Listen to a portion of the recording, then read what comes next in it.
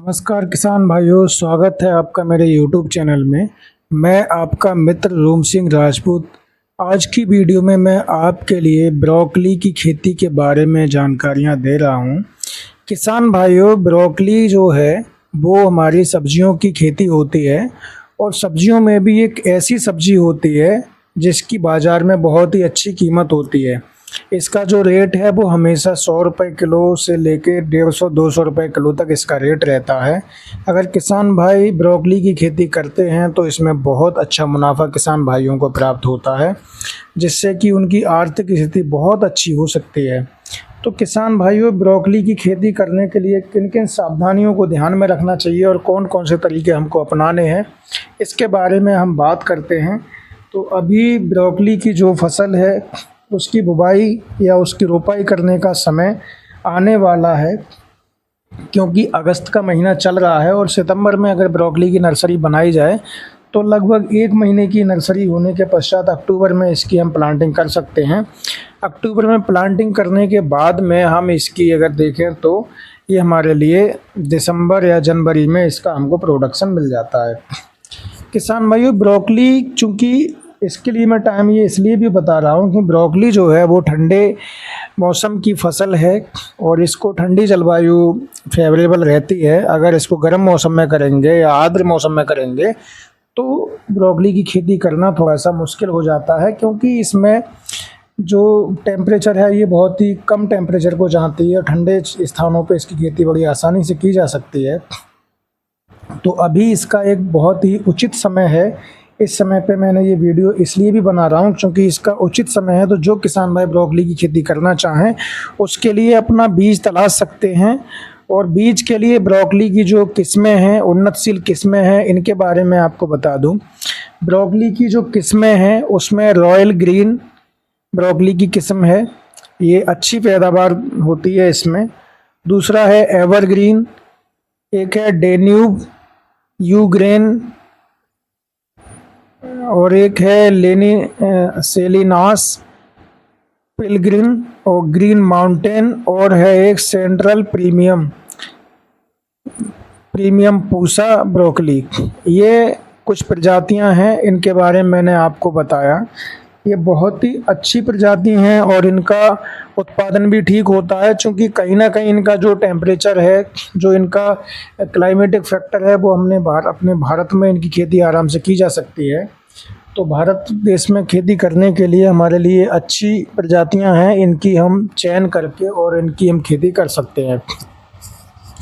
किसान भाइयों, ब्रोकली के सीड की बात करें तो सीड हम कहाँ से ले सकते हैं? सीड नॉर्मली आपके जो लोकल के बीज भंडार की दुकानें हैं उन पर आपको ब्रोकली का बीज मिल सकता है। हर जगह इसका उपलब्ध नहीं होगा, तो आप अच्छी सिटी या अच्छी दुकानें हैं, जो बड़ी दुकानें हैं, उनसे आप ले सकते हैं।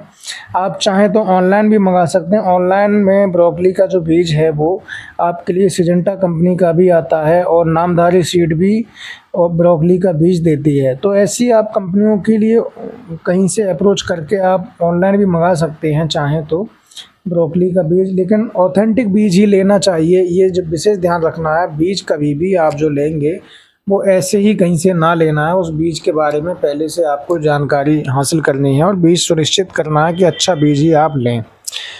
तो किसान भाइयों, ब्रोकली की जो नर्सरी है उसको डालने का मैं तरीका आपको बताऊं। चूँकि ब्रोकली जो है वो एक कीमती फसल है और उसका बीज भी महंगा आता है, तो इसकी नर्सरी बनाते समय भी किसान भाइयों को बहुत विशेष ध्यान रखना है। सबसे पहले बात करते हैं कि आप जो भी बीज लेते हैं वो बीज, हम लोगों के माइंड में एक बात रहती है हमेशा कि बीज जो है वो ट्रीटेड होता है। तो आप इस चीज़ का विशेष ध्यान रखें कि बीज आपका, कोई भी बीज आप खरीद रहे हैं तो वो ट्रीटेड तो होगा ही होगा, लेकिन वो कैसा ट्रीटेड है, किस चीज़ से ट्रीटेड है, वो चीज़ डिपेंड करती है।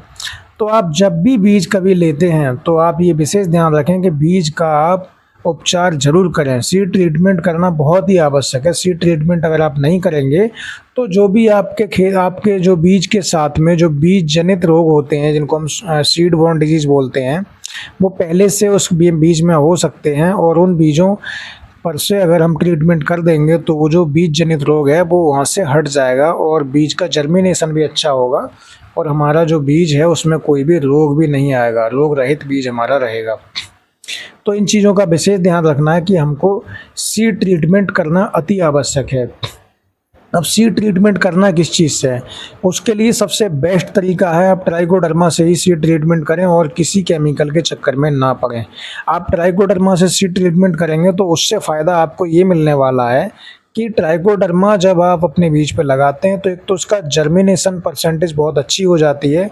दूसरा ये है कि जब आप ट्राइकोडर्मा से बीज का उपचार करते हैं तो आपके बीज में जो भी रोग होते हैं वो रोग आपके बीज से हट जाते हैं और रोग रहित बीज हो जाता है। और उसका फ़ायदा हमको ये मिलता है कि फसल पकने तक ट्राइकोडर्मा का असर रहता है और हमारी फसल पर किसी प्रकार के रोग नहीं आते हैं। तो किसान भाइयों, ट्राइकोडर्मा से ही बीज का उपचार करें, इस चीज़ का विशेष ध्यान रखें। बीज की हमको नर्सरी कहाँ बनानी चाहिए? नर्सरी बनाने के लिए आप चाहें तो बेड भी बना सकते हैं, नर्सरी बेड ज़मीन में मिट्टी पे बना सकते हैं। और बेस्ट रहेगा कि आप जो आपकी सीडलिंग ट्रे आती हैं उन ट्रे में आप बीज को रोपें और उनमें ही नर्सरी बनाएं। सीडलिंग ट्रे में नर्सरी बनाने का सबसे बड़ा फ़ायदा ये है कि आपका जो बीज का जर्मिनेशन है वो भी अच्छा होता है, उसके साथ साथ जो भी डिजीज़ होते हैं वो डिजीज़ नहीं लगते हैं और पौधे के लिए आप आसानी से खेत में प्लांटिंग कर सकते हैं जब आपका पौधा तैयार हो जाता है। तो किसान साथियों, जब आपकी नर्सरी बन जाए और नर्सरी आपकी 20 से 25 दिन की हो जाए, 25 दिन की नर्सरी आपकी रोपाई योग्य हो जाती है। रोपाई करते समय इस चीज़ का विशेष ध्यान रखना है कि आपको पहले से खेत को अच्छे से तैयार कर लेना है और खेत में भी आपको 1 किलोग्राम प्रति एकड़ के हिसाब से ट्राइकोडर्मा को लगाना है। ट्राइकोडर्मा को लगाने का जो सबसे बेस्ट तरीका है वो ये है कि आपको 1 किलोग्राम ट्राइकोडर्मा के लिए 100 किलोग्राम गोबर की खाद में 1 हफ्ते तक मिला के रख देना है, जिससे कि जो भी आपका उसमें फंगस होता है वो अच्छे से एक्टिवेट हो जाए और सारे गोबर में वो मिल जाए। फिर गोबर की खाद के लिए अपने खेत में आप मिला देंगे, खेत में मिला देंगे। मिलाने के बाद में जुताई कर देंगे, जुताई करके पाटा लगाने के पश्चात आप अपने खेत में रोपाई कर सकते हैं। ऐसा इसलिए करते हैं क्योंकि हमने बीज शोधन तो कर लिया था, लेकिन भूमि शोधन करना भी बहुत ज़्यादा आवश्यक रहता है। जब हम भूमि शोधन कर लेते हैं तो जो भी सॉइल बोर्न डिजीज़ होते हैं वो फिर हमारी फसल पे नहीं लगते हैं। तो सॉइल बोर्न डिजीज़ से बचाने के लिए हमको ज़रूरी है कि हम भूमि शोधन के लिए ट्राइकोडर्मा की सहायता से करें।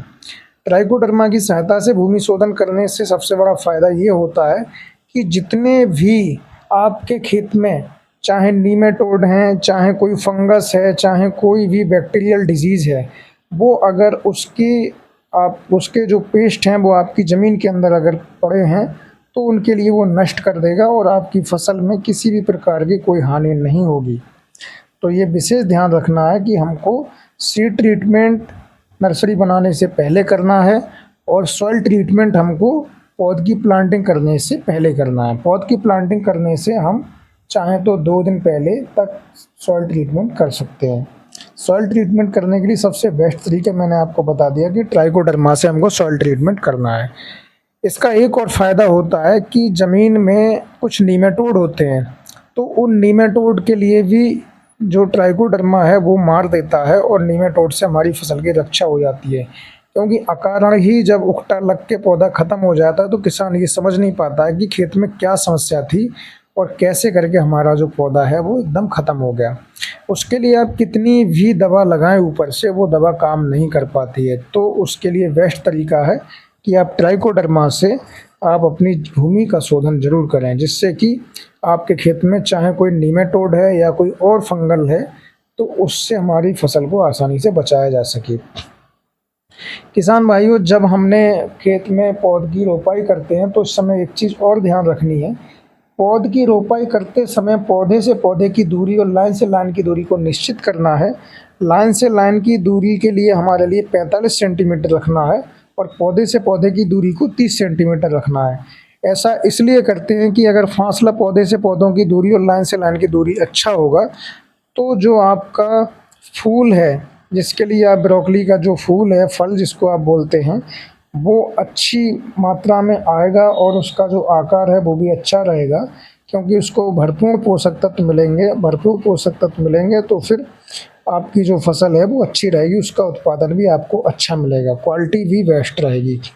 किसान साथियों, रोपाई करते समय आपको एक चीज़ और ध्यान रखनी है कि खेत में आपको 150 कुंटल प्रति हेक्टेयर की दर से गोबर की खाद मिलानी है और उसमें आपके लिए यूरिया, डीएपी यानी कि नाइट्रोजन, फास्फोरस और पोटाश तीनों चीज़ों का मिश्रण आपको लगाना है। नाइट्रोजन आपको 120 किलोग्राम प्रति हेक्टेयर और 60 किलोग्राम पोटाश, 60 किलोग्राम फास्फोरस इस तरह से आपको लगानी है। नाइट्रोजन के लिए 3 भागों में देना है। आधी नाइट्रोजन आपके लिए रोपाई के समय देनी है और शेष नाइट्रोजन को आपके लिए बाद में 2-3 भागों में दे देना है टॉप ड्रेसिंग के रूप में। किसान साथियों, बेहतर होगा कि हम सब्जियों की खेती में यूरिया या डीएपी की मात्रा के लिए बेसल डोज में देने के साथ साथ हम उसके लिए ब्रॉडकास्टिंग में ना देके अगर फोलियर स्प्रे में देते हैं, जो टॉप ड्रेसिंग में देते हैं उसको अगर फोलियर स्प्रे में देते हैं तो हमको ज़्यादा फ़ायदा मिलता है। फोलियर स्प्रे के लिए हम ऐसा कर सकते हैं कि उसका घोल बनाकर और हम छिड़काव करें, या फिर मार्केट में आपके लिक्विड फॉर्म में भी कुछ आपके जो यूरिया है और ये डीएपी और यूरिया आ गए हैं तो लिक्विड फॉर्म में भी हम ले सकते हैं और उनका छिड़काव कर सकते हैं। उसका किसान भाइयों को अच्छा खासा फ़ायदा मिलता है। अब किसान साथियों, जब आपने खेत में पौध की रोपाई कर देते हैं तो रोपाई करने के पश्चात आपके लिए अच्छे से खेत की देखरेख करनी है, ध्यान रखना है। तो ध्यान रखने के लिए रोपाई के लगभग 15 से 20 दिन के पश्चात आपके लिए खेत में निराई गुड़ाई करनी होती है। निराई गुड़ाई करने से आपको ये फ़ायदा मिलता है कि जब आप निराई गुड़ाई उस समय पे करते हैं तो कुछ तो नए खरपतवार होते हैं, उन खरपतवारों के लिए आसानी से नष्ट भी कर दिया जाता है। दूसरी बात ये है कि जब हम निराई गुड़ाई करते हैं तो पौध की जड़ के आसपास में जब हमारी खुरपी जाती है तो उससे वायु का संचार अच्छा होता है और वायु का संचार जब बढ़ता है तो पौधे का विकास भी अच्छा होता है। दूसरी बात यह है कि जब हम निराई गुड़ाई करते हैं तो कोई पौधा हमारा ऐसा है कि कमज़ोर हो रहा है या फिर कोई पौधा हमारा टेढ़ा मेढ़ा हो रहा है तो उसकी जड़ पे आराम से मिट्टी रख दी जा सकती है, जिसके लिए हम अर्थिंग कहते हैं, यानी कि मिट्टी को चढ़ाना। तो ये काम भी करना बहुत आवश्यक है, जिससे कि हमारे जो पौधे हैं वो अच्छे से स्वस्थ रहेंगे, सुडौल रहेंगे और उत्पादन में हमारे लिए सहायता होगी। इसके पश्चात किसान भाइयों, खेत में समय समय पर सिंचाई करनी है। सिंचाई करते समय एक चीज़ का विशेष ध्यान रखना है, सिंचाई एवं जल निकास की उचित व्यवस्था रखनी है, जिससे कि किसी भी प्रकार की कोई समस्या ना हो पाए, क्योंकि ब्रोकली की जो खेती है वो सामान्य फसलों से अलग होती है। इसमें अगर जल भराव की समस्या होती है तो फिर एक दिन में फसल आपकी ख़त्म हो सकती है। तो जल भराव से बचने के लिए हमको ज़रूरी है कि खेत में उचित जल निकास की व्यवस्था हो। अगर बारिश अचानक से आ जाती है तो बारिश के पानी के लिए हम आसानी से निकाल सकें, ऐसी व्यवस्था भी करनी है। दूसरी बात यह है कि सिंचाई जब हम करते हैं तो सिंचाई की बहुत ही हल्की सिंचाई की आवश्यकता होती है। इसमें ज़्यादा सिंचाई की कोई आवश्यकता नहीं होती है। अगर ज़्यादा सिंचाई आप कर देते हैं तो फिर नुकसान होने की संभावना ज़्यादा रहती है। तो किसान साथियों, इस तरह से आप ब्रोकली की खेती कर सकते हैं। और जब आपकी फसल रोपाई के लगभग इसको 60 दिन हो जाते हैं तब आपकी फसल तोड़ाई के योग्य हो जाती है। फिर इसकी हम हार्वेस्टिंग करना प्रारंभ कर देते हैं। जिस तरह से जो फूल आपका तैयार हो जाता है उसकी फिर हार्वेस्टिंग करके और इसको फिर मार्केट में ले जाया जाता है। मार्केट में बहुत अच्छा इसका रेट मिलता है, 100 रुपये किलो से लेके 200 रुपये किलो तक का इसका रेट रहता है। किसान भाइयों के लिए बल्क में चूँकि बेचते हैं तो उनके लिए 80, 90 या 100 रुपये तक का रेट आसानी से मिल जाता है। उत्पादन की बात करें तो 1 हेक्टेयर में इसका जो उत्पादन है वो आपका 200 कुंटल तक इसका उत्पादन 1 हेक्टेयर में बड़ी आसानी से मिल जाता है।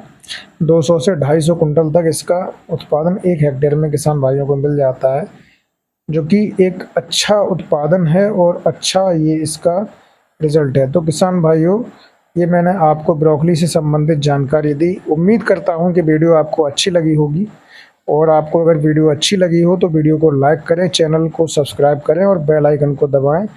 जय हिंद, नमस्कार, वंदे मातरम।